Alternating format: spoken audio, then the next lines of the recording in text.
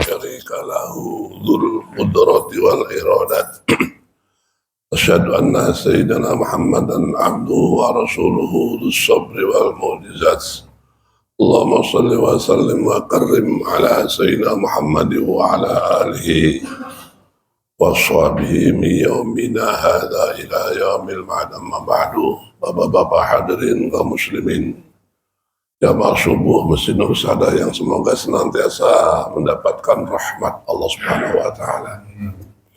Mari kita bersyukur kehadirat Allah Subhanahu wa taala di hari ke-12 bulan Rajab masih diberikan kesehatan dan kesempatan untuk bertakarrub kepada Allah Subhanahu wa taala melalui sholat berjamaah kita dan kajian tafsir Al-Quran dari juz Ammas Al-Qarawasiyah insyaallah.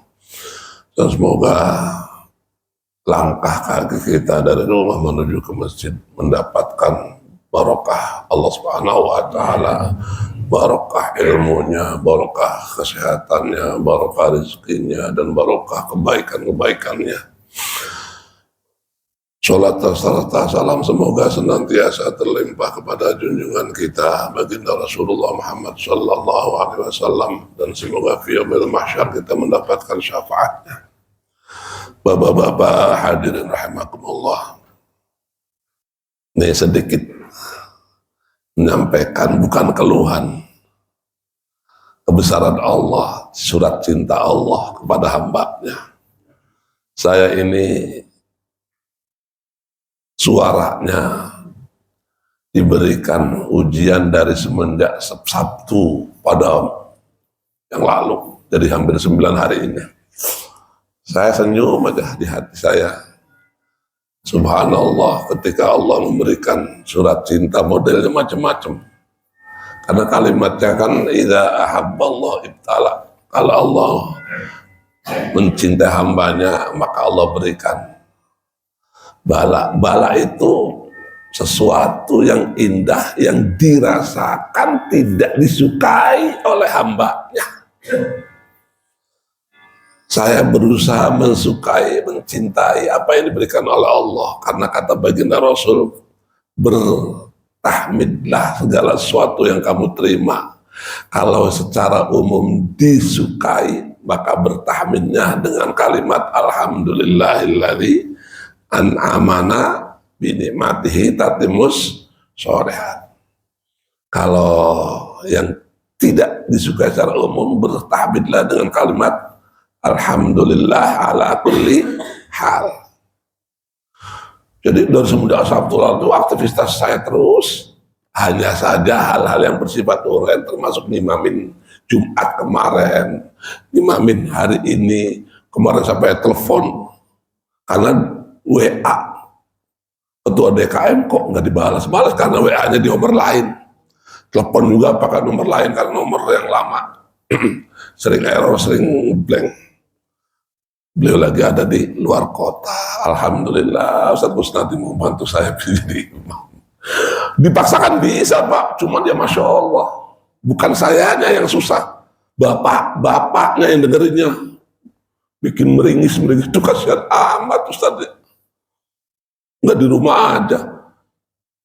Kalau di rumah sakitnya apa? Cuman suara, nelan enak, makan sepiring setengah masih kuat Pak. Masih bisa nambah kalau lagi lapar. Kalau nggak lapar ya sepiring. Kalau lagi masaknya setengah piring. Nggak ada demam. Kan subhanallah, orang kalau istilah sakit tenggorokan, nelen aja sakit Pak. Dan itu telah saya rasakan. Ini nelen enak kok. Subhanallah. Maka terus.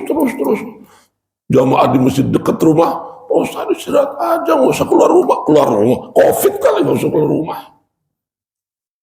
Sampai segitunya. Itulah kebesaran Allah, dan itu yang digambarkan dengan kalimat jadilah orang yang tenang dalam menghadapi segala sesuatu. Dan itu yang doanya, Allahumma inni as'aluka nafsan bika mutmainnah tu'minu biliqa'ika wa tardo biqada'ika wa taqna'u bi'ata'ika. Itu doa Nabi. Allahumma inni as'aluka nafsan bika mutmainnah, ya Allah berikanlah kepada aku jiwa yang tenang. Apa saja yang Allah kasih tenang. Jangan ada galau, jangan ada panik, jangan ada risau, apalagi ngerenungin ini kenapa, jadinya malah tambah sakit. Ini berbagai pengalaman ada. Tu'minu biliqa'ika, beriman atas pertemuanku denganmu, wa tardo biqada'ika, dan ridho atas ketetapanmu. Jangan ngersulo, jangan banyak merintih, jangan banyak curhat yang menggambarkan tidak ridho atas ketetapan Allah. Wa taqna'u bi'ata'ika, dan senang atas pemberianmu. Dan semoga apa yang saya rasakan ini tidak pernah dirasakan oleh Bapak, tapi inilah keindahan Allah dalam mencintai hambanya. Makanya bahasa saya sering kali dipakai juga istilah Allah memberikan surat cinta kepada hambanya berbagai macam model. Termasuk diantaranya ada yang rumahnya kebakaran, ada yang mobilnya hilang. Macam-macam, ada anaknya yang ada dalam kehidupannya susah, luar biasa. Tapi itulah kehidupan. Dan itulah dunia. Maka kemudian di ujung kalimat yang sering kali kita dengar, wa mal hayatud dunya illa mata'ul ghurur, ketahuilah bahwasanya kehidupan dunia adalah kesenangan yang memperdayakan atau kesenangan yang menipu. Hadirin kaum muslimin rahimakumullah, kita masuk ke materi surat Al-Ghasyiyah dan surat ayat 1. A'udzu billahi minasyaitonir rajim. Bismillahirrahmanirrahim. Hal ataka hadithul ghasyiyah, wujuhu yawma idzin khashi'ah, amilatun nasibah, tasla naran hamiyah, tusqa min 'ainin aniyah, laisa lahum ta'amun illa min dhari' la yusminu wa la yughni min ju'. Shadaqallahul adzim. Bismillahirrahmanirrahim, dengan menyebut nama Allah yang Maha Pengasih lagi Maha Penyayang. Selalu bapak-bapak ingat tafsir yang ada pada kalimat Bismillahirrahmanirrahim supaya jangan lupa pengasih Allah di dunia kepada seluruh makhluk ciptaannya, baik yang beriman maupun yang ingkar dan yang memusuhi agama Allah. Termasuk banyak di dunia negara-negara yang memusuhi agama Allah. Allah beri di dunia. Makanya jangan seringkali kita kemudian melebihi batas kemampuan doa, zikir, dan ikhtiar.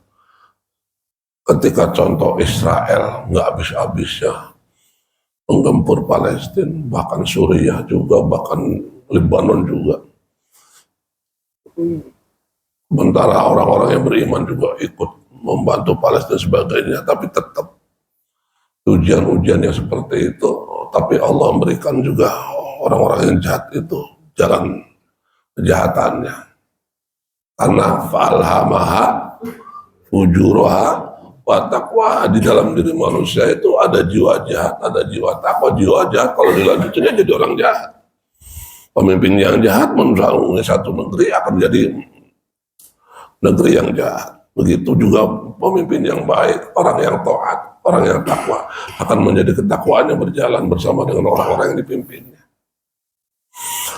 Nah, itu gambaran Ar-Rahim, baru yang Maha Penyayang di akhirat kepada orang-orang yang beriman saja, termasuk di dalamnya jin yang beriman. Karena kalimatnya wa ma khalaqtul jinna wal insa illa liya'budun. Itu gambaran. Hal ataka hadithul ghasyiyah, sudah datangkah kepadamu Rasul Muhammad berita tentang hari pembalasan? wujuhu yawma idin khasyah, banyak muka pada hari itu tunduk terhina. Amilatun nasibah, bekerja keras lagi kepayahan. Tasla naron hamiyah, memasuki api yang sangat panas. Tusqa min ainin aniyah, diberi minum dari sumber yang sangat panas. Laisa lahum tu'amun illa min dhari', mereka tidak memperoleh makanan selain dari pohon berduri. La yusminu wa la yukhni min ju', dan tidak menggemukkan juga tidak pula menghilangkan lapar. Itu terjemahan yang sangat lumrah kita temui di dalam terjemahan Al-Quran. Hadirin kaum muslimin rahimakumullah, kalimat sudah datangkah kepadamu berita hari pembalasan, yaitu Al-Ghasyiyah, sepadan dengan Al-Qiyamah, sepadan dengan Al-Qari'ah, sepadan dengan Al-Waqi'ah. Banyak menceritakan tentang hari pembalasan setelah tiupan sangkakala kedua. Ini merupakan salah satu nama dari hari kiamat, sebuah hari yang dimana manusia diselimuti oleh perasaan yang sangat mencekam, perasaan yang sangat panik, yang tiada taranya dibanding mencekamnya kehidupan dunia. Itu yang disebut Al-Ghasyiyah, Al-Qiyamah, Al-Waqi'ah, dan seterusnya. Dan berita yang gaib tentang itu kenapa banyak di Al-Quran? Sebetulnya bukan banyak, sepadan juga dengan berita tentang kenikmatan yang ada dalam Al-Quran yang juga banyak. Cuman perkaranya kalau berita tentang kenikmatan mah mangut-mangut, kalau berita tentang kedahsyatan hari kiamat, kedahsyatan hari mahsyar, banyak orang yang belum dikasih daya taufik hingga mereka abai. Kayak pernah tahu hari kiamat aja, kayak pernah tahu neraka aja. Emang pernah tahu orang injek bara api neraka sampai mendidih otaknya? Itu kan Al-Quran kan cuma sekedar kamu. Banyak yang begitu, di hati tidak diucapkan. Itu yang digambarkan pada surat An-Nisa 56. Innal ladzina kafaru bi ayatina sawfa nuslihim naro. Sesungguhnya orang-orang yang ingkar kepada ayat-ayat kami akan kami bakar mereka ke dalam api neraka. Na'udzubillah. Kullama nabidat juluduhum badalnahum juludan ghairaha liyadzuqul adab. Kerap kali kulit mereka terbakar hangus, diganti oleh Allah dengan kulit yang baru. Emangnya kulitnya doang, ada dagingnya diganti dengan daging yang baru, tulangnya diganti dengan tulang yang baru, organ tubuh yang lainnya diganti dengan organ tubuh yang baru. Innama amruhu idza arada syai'an ayyaqula lahu kun fayakun. Tidak pakai detik dalam proses pemberian penggantian yang Allah berikan melalui kun fayakun itu. Beda dengan manusia. Ada jeda waktu, walaupun tarikan nafas sekalipun, seperti bagaimana pindahnya istana Balqis ke istana samping Raja Sulaiman. Ada jeda, itu berkedipan mata. Tapi kalimat yang Allah perintahkan setiap kali memberikan kedahsyatan kepada calon penghuni neraka, tidak pakai jeda, tidak pakai detik. Dan itu yang digambarkan. Kullama nadidat suludum, doangus, teriak dari teriakan yang kencang, teriakan yang pelantakan, habis ada lagi kencang lagi, karena ruhnya terus diisi ke jasad yang baru, terus ruhnya itu aja. Jadi gambaran ruh itu ada kekekalan setelah ada kematian, dipanggil, cabut dan terus-menerus merasakan. Itulah yang digambarkan ketika orang mengingkari ayat-ayat Allah. Berbeda dengan orang yang beriman. Semoga kita ini dirahmati oleh Allah imannya, bukan karena hawa nafsu yang ada dalam kehidupan dunianya, tapi karena iman yang melalui hati yang ada cahaya Allah, mampirnya ke jiwa yang ada hawa nafsu mutmain. Nah, sehingga datang menyuruh otak, fikir, terus berjalan menuju kesadaran tentang Allah Maha Segalanya untuk memberitakan, mengatur, dan menyuruh kita, dan melarang kita, dan sebagainya untuk kebaikan hambanya. Makanya kemudian seringkali menemukan kalimat yang ada di Al-Quran, innalladzina amanu wa amilus sholihat, kesananya indah. Karena iman itu jika terus dirawat dan Allah terus memberikan cahaya ke dalam hati orang yang beriman, akan diberikan kemudahan jalannya. Itu yang digambarkan hidayah taufik. Di dunia ini orang lebih banyak mendapatkan hidayah irsyad daripada hidayah taufik. Dari orang yang beragama Islamnya saja, dia tahu sholat itu wajib, dia tahu mencuri itu haram. Ketika orang itu meninggalkan sholat, padahal dia tahu sholat itu wajib, itu baru memperoleh hidayah irsyad, belum memperoleh hidayah taufik. Itu bedanya. Jadi banyak orang mendapatkan hidayah, tapi sedikit yang mendapatkan hidayah taufik. Maka hidayah taufik adalah tuntunan jalanan yang Allah berikan kepadanya untuk memudahkan perbuatan-perbuatan yang ingin dilakukan atas izin Allah, atas karunia Allah. Dan itu juga yang dialami oleh seorang ulama yang dulunya adalah hanya seorang biasa, bahkan lebih kental pada masa mudanya, pernah menjadi orang yang disebut nakal tanda petik. Siapa beliau? Bishr al-Khawfi. Bishr al-Khawfi itu kenapa dapat hidayah taufik padahal dulunya seringkali bersama dengan anak-anak muda yang nakal. Hanya ketemu Al-Quran di jalan, lafaz bismillahirrahmanirrahim diambil. Ini kenapa ada di jalan? Anak yang masih nakal ketika lihat ada Al-Quran ini kenapa di jalan? Dia kantongin sampai rumah, dia cari minyak, nggak ketemu, dia beli minyak di pasar, minyak wangi, diolehin lafaz bismillah yang ada dalam Al-Quran itu, taruh di atas roster. Malamnya mimpi, Allah menyampaikan berita,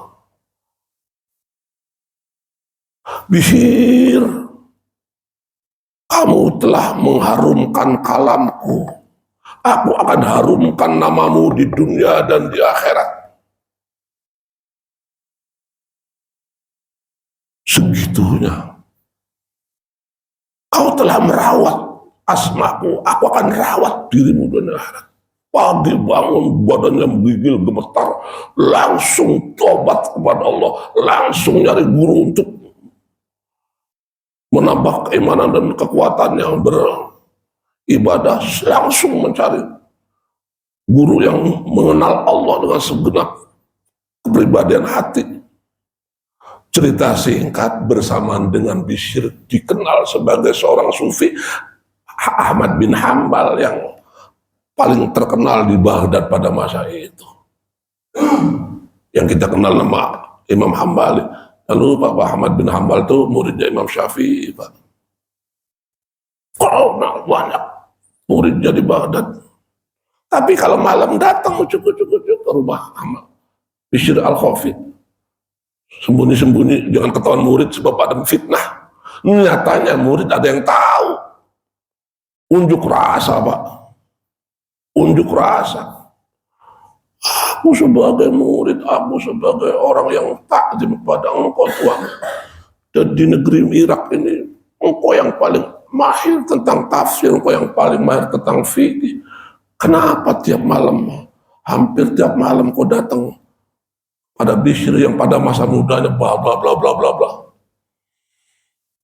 Nah, baru menyampaikan untuk urusan fikih, tafsir, hadis, aku memang dikenal oleh banyak orang. Tapi untuk urusan mengenal Allah, Bishr adalah guruku. Bishr Al-Khafi itu mengenal Allah lebih duluan daripada aku. Padahal aku dari kecil jadi orang yang taat. Bishr baru taat setelah remaja menemukan Al-Quran.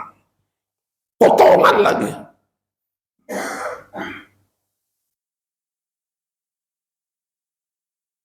Itu sebabnya maka hampir tiap malam aku belajar mengenal Allah.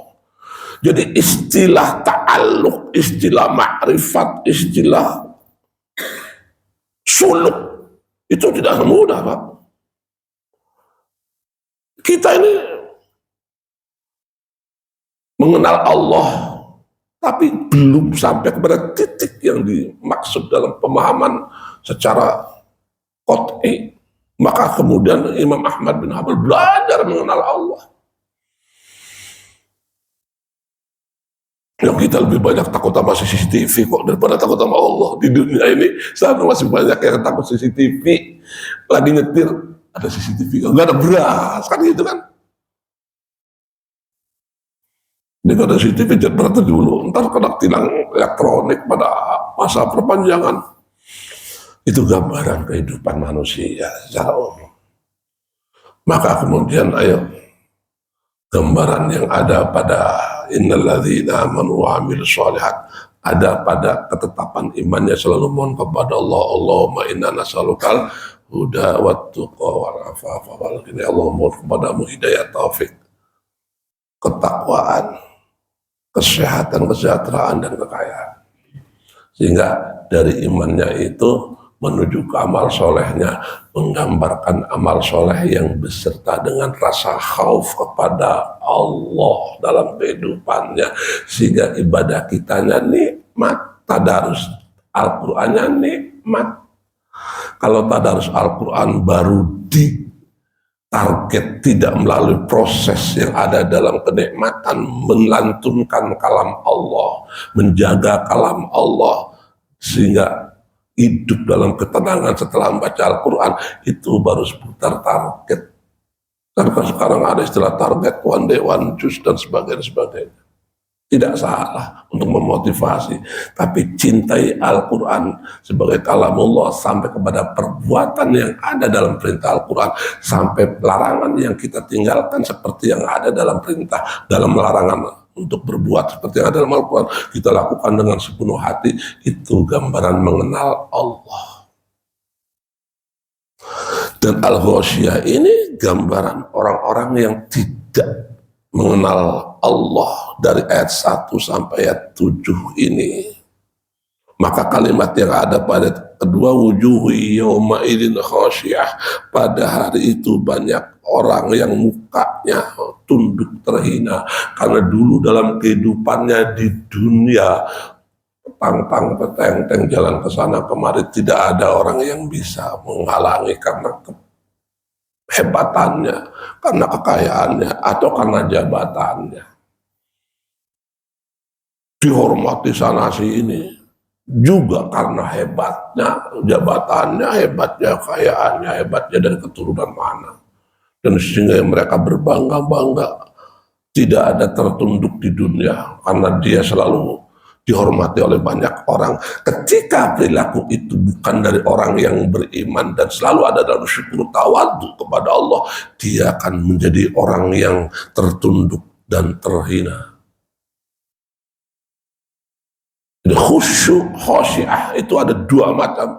Ada khusyuk yang berkaitan dengan yang kebaikan sholat kita, khusyuk, kebaikan-kebaikan dalam tilawah kita, merenungkan ini kalamullah khusyuk. Tapi khusyuk yang ada dalam khasyiyah digambarkan tunduknya, merasa terhina karena di depan matanya ada banyak siksaan yang akan dialami dalam kehidupannya di padang mahsyar setelah diputuskan masuk neraka. Itu gambaran pada kalimat khasyiyah. Jadi bekerja keras di situ dalam kehidupannya di dunia tidak ada manfaatnya, itu yang membuat mereka tunduk terhina. Amilatun nasibah. Pada kalimat yang ketiga, bekerja keras lagi kepayahan. Di dunianya bekerja keras, pulang berangkat pagi, pulang malam, berangkat pagi, pulang malam. Tapi bukan dari orang yang beriman. Tidak ada satupun amal yang diberikan oleh Allah balasan kebaikan, justru hilang sirna. Maka kepayahan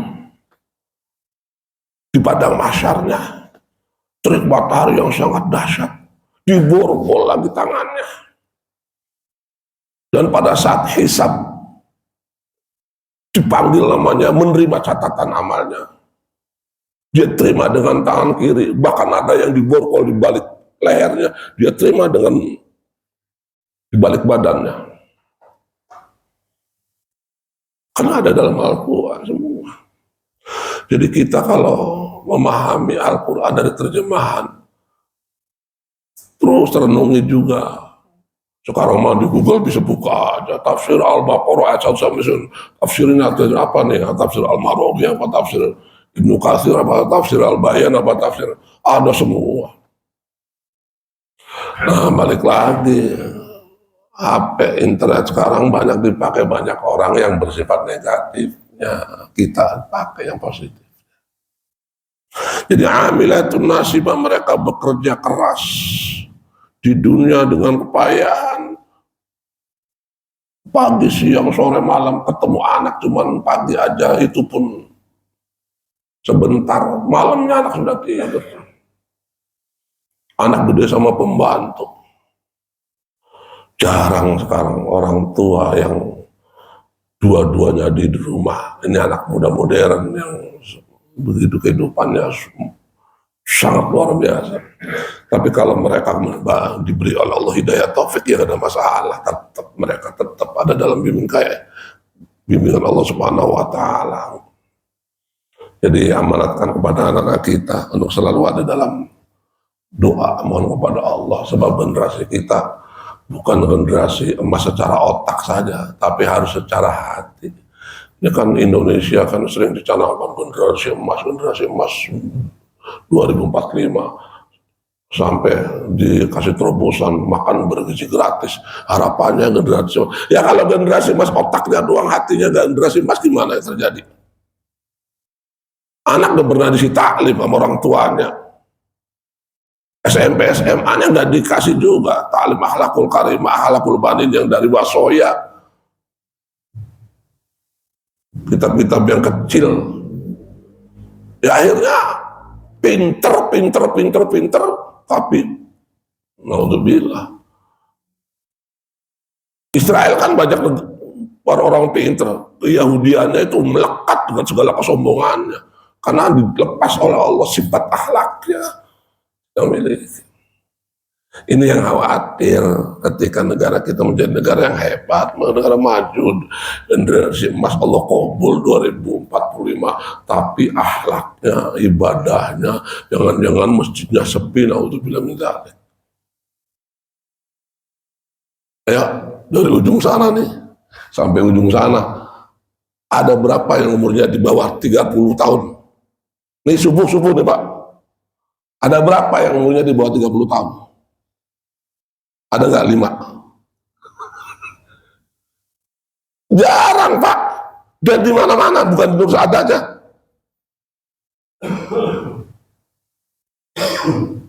Jadi itu generasi yang dikhawatirkan ketika dia jadi orang dewasa, tidak ahli masjid jatuhnya. Cuma ahli kantoran, ahli kulineran, ahli balapan. Itu gambaran yang dikhawatirkan. Maka kemudian innalladzina amanu wa amilus shalihat kanat lahum jannatul firdausi nuzula, yang paling populer di dalam surat Kahfi ujung. Itu karena imannya dirawat, karena memunculkan dari sifat imannya, beramal soleh dengan penuh semeringah, penuh ruan yang sangat luar biasa, sehingga kepribadiannya ada dalam kepribadian yang tadarru' dan tawaddu kepada Allah. Di era modern zaman sekarang, anak-anak muda yang tadarru' tawaddu kepada Allah sangat langka. Ama orang tuanya dia sudah mulai tidak tawaddu, gimana sama Allah. Nah, besok antar bapak ya, aduh ada cara pak, ayo banyak ke anak-anak itu.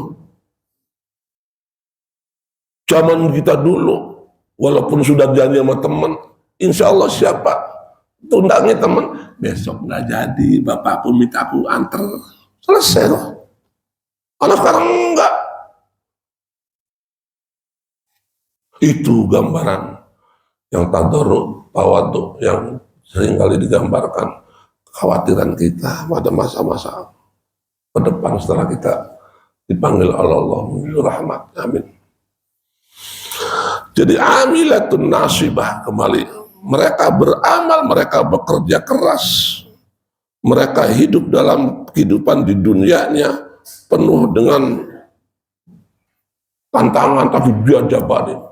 Tapi begitu di alam mahsyar dia kepayahan karena tidak ada amal-amal yang didapatinya dari pekerjaan-pekerjaannya itu. Tasla naron hamiyah. Nah ini yang menjadi buah dari kejahatan di dunia karena tidak mengimani atas apa yang ada dalam ketetapan Allah. Mereka memasuki api yang sangat panas. Kalimat sangat panas itu melebihi api yang ada di pembakaran baja di Krakatau Steel.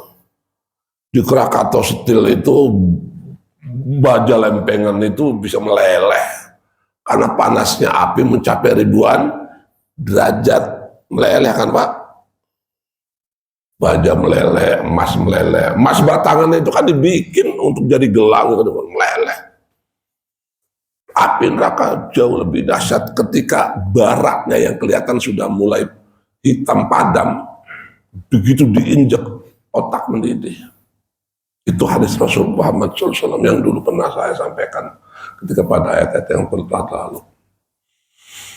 Maka ayo kita beriman dan amal solehnya ditambah apanya? Nilai keikhlasannya, nilai kecintaannya. Jangan sebatas ibadah yang berkaitan hanya karena kepribadiannya sebagai orang-orang yang beribadah, tapi jadilah kepribadian orang-orang yang muqarrabin, yang hatinya selalu ingin didekatkan kepada Allah Subhanahu wa Ta'ala. Ya, contoh yang konkret, bapak-bapak tadi pagi ada yang bangun jam 2, ada yang bangun jam setengah 3, ada yang bangun jam 3. Kalau bukan Allah yang memudahkan jalan bapak, masih tidur Pak. Tapi karena Allah mudahkan bapak bangun, bisa kamar mandi, wudhu, gelas sajadah di rumah, sholat tahajud. Ada yang ngambil 2 salam, ada yang kurang, ada yang lebih. Zikir, Rabbi firli warhamna tubalaya, Rabbi firli warhamna tubalaya. Karena ini di bulan Rajab, zikir juga hal-hal yang banyak yang selalu dizikirkan. Doa Allahumma barik lana fi Rajab wa Sya'ban balik. Itu kan gambaran orang yang merasa butuh. Dan itu hendaknya kita pahami betul sebagai bentuk kecintaan kita kepada Allah. Jadi kalau orang mencintai Allah seperti yang digambarkan oleh hadis Rasulullah Muhammad SAW, maka kehidupan dunianya dengan segenap aktivitasnya dia ada dalam kebahagiaannya, termasuk dalam kondisi diuji sekalipun. Itu karena Allah memberikan di hatinya, diberikan ketenangannya sehingga nggak ada panik. Nah, yang ada di ayat 4, tasla naron hamiyah, mereka memasuki api yang sangat panas, yang sangat luar biasa. Di ayat 5-nya disebutkan tusqa min ainin aniyah, mereka tidak memperoleh, mereka diberi minum dari sumber yang sangat panas. Minum nih airnya panas, makan nih makanannya yang berduri. Laisa lahum ta'amun illa min dhari. Makanannya berduri. Allah Ta'ala berfirman, mereka tidak memperoleh minuman selain dari pohon berduri. Ibnu Abbas dan yang lain mengatakan itu adalah pohon sibrik namanya.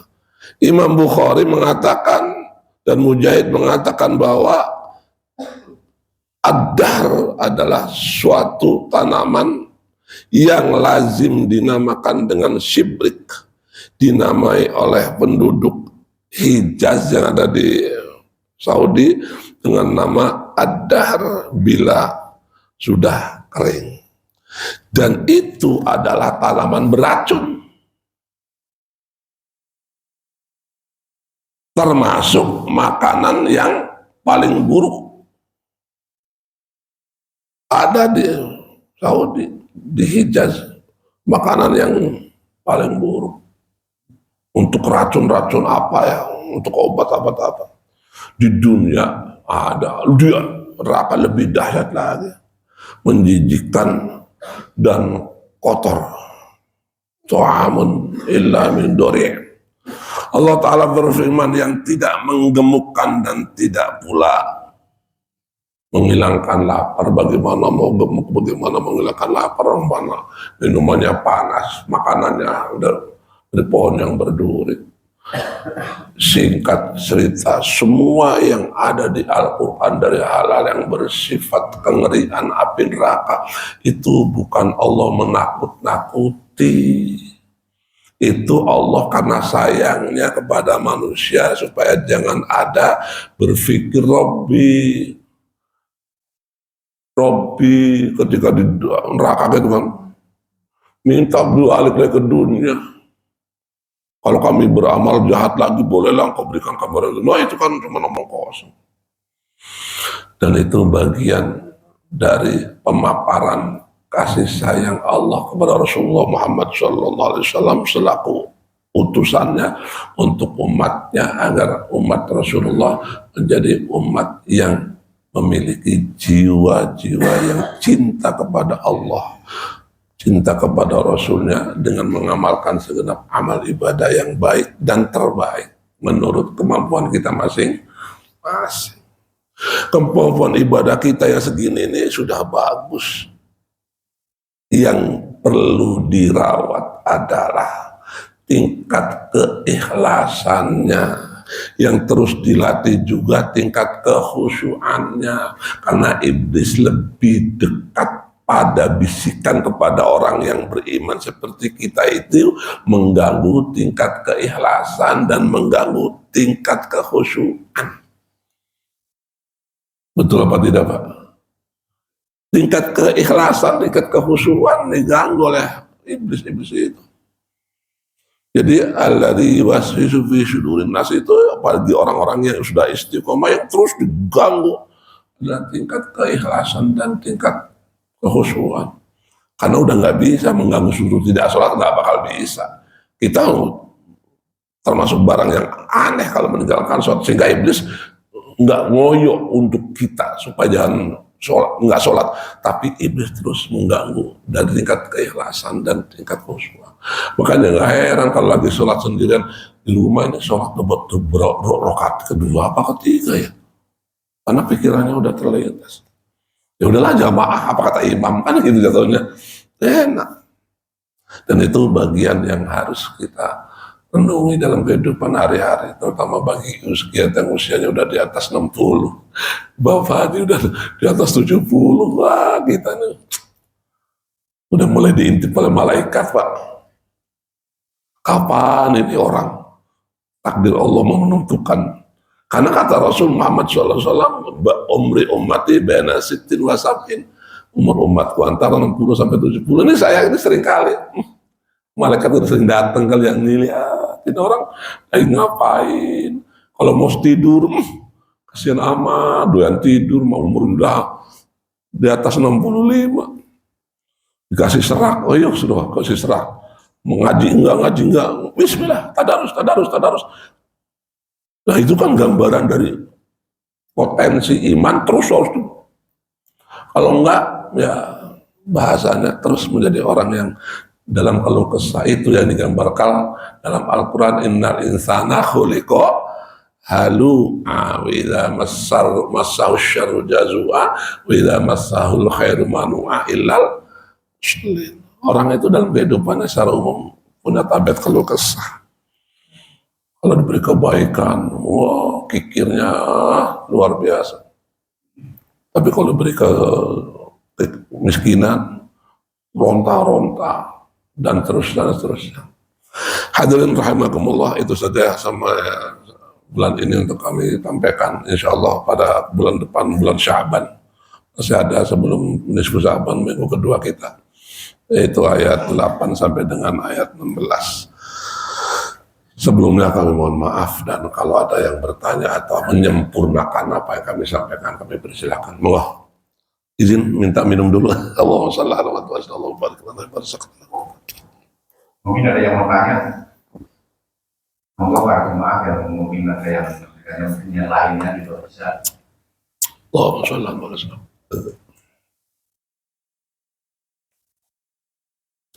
Kalau ada tanya, saya tanya Pak. Monggo.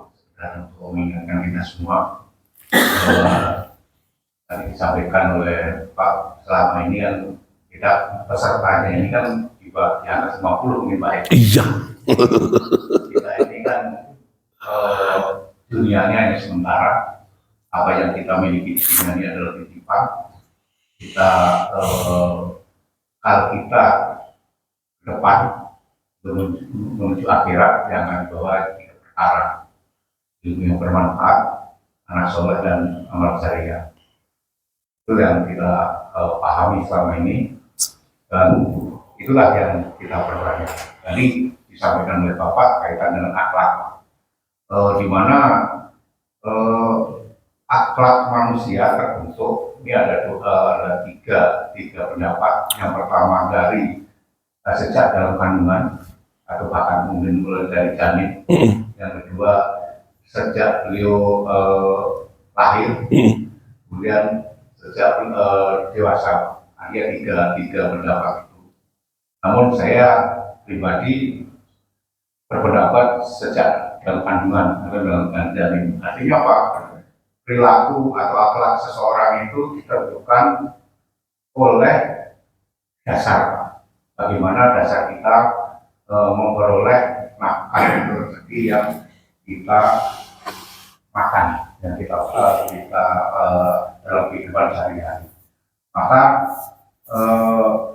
kita dalam menghadapi ini, dan sepuh ini, kita bersepuh, kita bisa menyampaikan kepada anak cucu, saudara, atau siapapun, untuk agar kita mencari nafkah, mencari yang baik. Kalau orang Jawa bilang yang bersih, Pak, yang halal, yang barokah. Insya Allah, apa-apa yang kita tanam atau kita makan itu akan mendapatkan nilai yang baik. Sehingga anak yang kita lahirkan, anak yang kita dapat juga akan menjadi anak yang Soleh. Memahami ini, maka kita lanjutkan dengan kita sholat. Sholat mencegah perbuatan keji dan munkar. Kalau ini semua dilaksanakan dengan baik, dengan kontinu, dengan istiqomah, ya insya Allah kita akan bisa menjadi panutan contoh yang baik. Karena kita dalam mendidik keluarga, mendidik anak, selain mendidik juga harus memberikan contoh. Tidak hanya merintah ataupun apapun. Sama dengan dalam bahasa kepemimpinan, leadership-nya, ingat sosok kulodo, imat jomal mutaso, kepuri hadayan. Sehingga apa-apa yang kita harapkan di sosial kemasyarakatan ini, ya insya Allah kita akan mendapatkan akhlak yang baik. Karena dalam riwayat hadis Rasulullah juga menyampaikan bahwa Rasul dilahirkan untuk memperbaiki akhlak. Jadi kalau itu dilakukan oleh kita semua, oleh para jemaah, khususnya para muslim, apalagi muslim yang sholat, kita paham semua, insya Allah dunia ini kita akan ikut, Pak.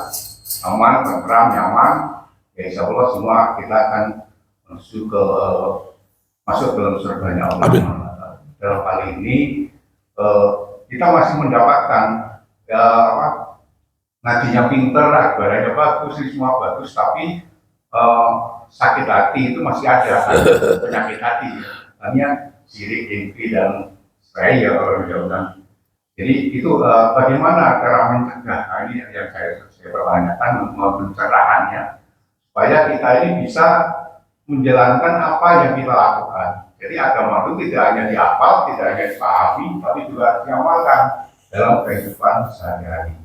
Itu yang mohon pencerahannya. Iya. Terima kasih. Mohon maaf apabila ada hal yang berkenan. Terima kasih. Wah. Nah, jadi secara umum kita memasuki wilayah ikhtiar kepada anak-anak kita di usia modern ini jauh lebih berat dibanding pada masa ketika kita jadi anak-anak dinasihati orang tua, karena memang basisnya baik dari semenjak dalam kandungan didoakan, pada masa kelahiran didoakan, pada masa remaja pergaulannya tidak semeringah sekarang. Orang tua sekarang juga mendoakan sebagian pada masa dalam kandungan, pada masa hasil. Tapi ketika masuk di dalam wilayah pergaulan, banyak orang-orang tua yang lengah karena kesibukannya. Sementara hidayah Allah itu tidak bisa melalui pribadi orang-orang tua, hanya hak prerogatif milik Allah. Itu gambaran jawaban yang singkatnya, innaka la tahdi man ahbabta walakinnallah yahdi man yasha. Sesungguhnya engkau Muhammad tidak memberikan hidayah kepada yang kamu cintai, tetapi aku Allah yang memberikan hidayah kepada yang aku kehendaki. Kita hanya terus mohon kepada Allah untuk menjadikan anak itu soleh-soleha, terus mendidik anak, jangan sampai kendor walaupun anak sudah berumah tangga, tetap di WA, tetap ditanya dan sebagainya yang baik-baik tentang dakwah dan sebagainya. Dan ketika mana itu laki jadi pemimpin di rumah tangganya karena dia istri adalah mantu kita nggak bisa memberikan dakwah secara frontal kepada mantu, ya kepada anak kita terus diberikan dakwah. Itu sekedar ikhtiar. Kembali person individu anaknya itu ada nggak di hatinya tentang kecintaan kepada Allahnya. Ketika di hati anak-anak itu lebih cinta kepada kebendaannya, karena sekarang ini apa-apa anak sekarang itu terpatri pengen cepat sukses dari angka, Pak. Rasanya bangga kalau sudah punya mobil, makanya nggak sedikit orang yang masih ngontrak punya mobil, betul apa tidak? Di sini nggak ada, di sana mah banyak. Dulu kita ngontrak boro-boro punya mobil, AC aja nggak ada. Sekarang mengontrak pakai AC, pakai mobil, apa enggak hedon itu hidup-hidupan sekarang. Itu juga yang dikhawatirkan, hatinya lebih mencintai dunianya sehingga hidayahnya ditutup kerannya oleh Allah. Itu yang dikhawatirkan. Makanya berikan arahan kepada anak-anak kita, nah, jangan mencintai dunia kecuali karena Allah yang kita cintai. Jangan mencintai segala apa kecuali karena Allah yang kita cintai, sehingga Allah yang memberikan bimbingan kepada kita. Itu aja sebagai jawaban singkatnya. Jadi kita memberikan pendidikan anak dengan zikir iya, dengan doa iya, nasihat terus. Karena modernisasi zaman ini seringkali beda dengan pada masa kita dulu ketika dididik oleh orang tua kita. Itu yang digambarkan juga oleh Nabi. Didiklah anak, bukan hidup pada masa yang bukan pada zaman, bukan itu kan. Ini beratnya. Jadi kalau dulu pada masa Soeharto cukup 2 saja ada hidup sejahtera, ya kan Kak, KB. Kalau sekarang cukup 2 aja, takut imannya tergerus, mendidik anak susah. Mana ibu bapaknya kerja dua-duanya, Masya Allah. Saya nggak protes sama mantu saya, anak saya 3 yang perempuan yang sudah nikah. Sarjana semua, Pak. Jadi ibu rumah tangga semua, Pak. Yang 1 sarjana ekonomi, yang 2 sarjana tarbiyah. Apa aku nggak boleh kerja? Bagus. Yang penting Allah kasih rezeki untuk kamu, nggak terlantar, anakmu bisa sekolah. Tadinya protes, ngapain protes? Yang berwajib mencari nafkah juga lagi. Sekarang jarang kan Pak? Sayang-sayang anak Pak Ustadz sarjana semua gak ada kerja. Emangnya kalau jadi umur tangga rendahan gitu. Ini yang repot Pak. Ini yang repot. Kita didik S2, nganggur. Bukan nganggur ibu rumah tangga itu. Didik anak terus, melototin anak, mengantar anak. Ini yang jarang sekarang. Diantar sama mbak. Ya seberapa cintanya anak sama mbak dalam kategori keterkaitan batin. Itu aja. Moga manfaat apa yang kami sampaikan dengan singkat. Coba.